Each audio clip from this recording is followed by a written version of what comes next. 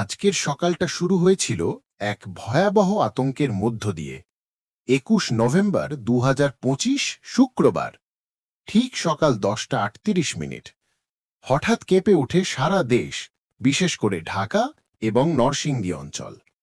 Richter স্কেলে ৫.৭ মাত্রার এই শক্তিশালী ভূমিকম্পের উৎপত্তিস্থল ছিল নরসিংদীর মাধবদী অঞ্চলে, ভূপৃষ্ঠ থেকে মাত্র ১০ কিলোমিটার গভীরে। আজকের এই ভূমিকম্পকে দেশের ইতিহাসে সাম্প্রতিককালের অন্যতম বড় কম্পন হিসেবে বিবেচনা করা হচ্ছে। ঢাকা ও আশপাশে বহু ভবন হেলে পড়েছে এবং দেওয়াল ধসে পড়ার মতো ঘটনায় এখন পর্যন্ত অন্তত ৬ জনের মৃত্যুর খবর পাওয়া গেছে। এছাড়াও গাজীপুর সহ বিভিন্ন অঞ্চলে ২৪০ জনেরও বেশি মানুষ আহত হয়ে হাসপাতালে ভর্তি আছেন। আতঙ্কে বহু মানুষ বাসা ছেড়ে রাস্তায় নেমে আসেন। তবে আজকের এই ঘটনা কোনো বিচ্ছিন্ন ঘটনা নয়। বাংলাদেশ ভৌগোলিকভাবেই একটি ভূমিকম্প সংবেদনশীল জনপদ। ইতিহাসের পাতা উল্টালে দেখা যায় এই মাটিতে এর আগেও আঘাত হেনেছে ধ্বংসাত্মক সব ভূমিকম্প। ফিরে দেখা যাক ১৭৬২ সালে। সে সময়ে এক বিশাল ভূমিকম্পে চট্টগ্রাম অঞ্চলে মাটি ফেটে কাদা ও পানি বেরিয়ে এসেছিল, যা পাল্টে দিয়েছিল উপকূলীয় কাঠামো।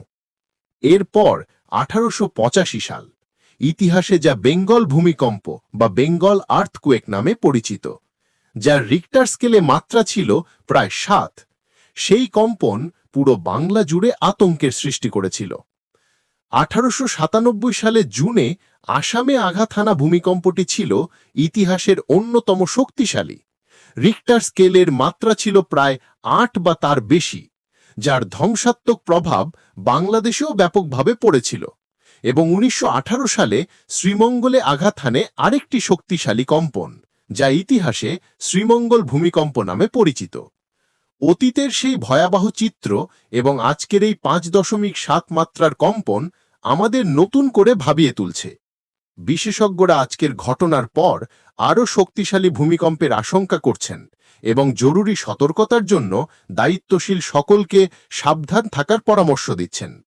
যদিও সব জায়গায় সবসময় বড় ভূমিকম্প হয় না, কিন্তু আজকের এই ক্ষয়ক্ষতি আমাদের চোখে আঙুল দিয়ে দেখিয়ে দিচ্ছে প্রস্তুতিতে কোনো ঘাটতি রাখা যাবে না।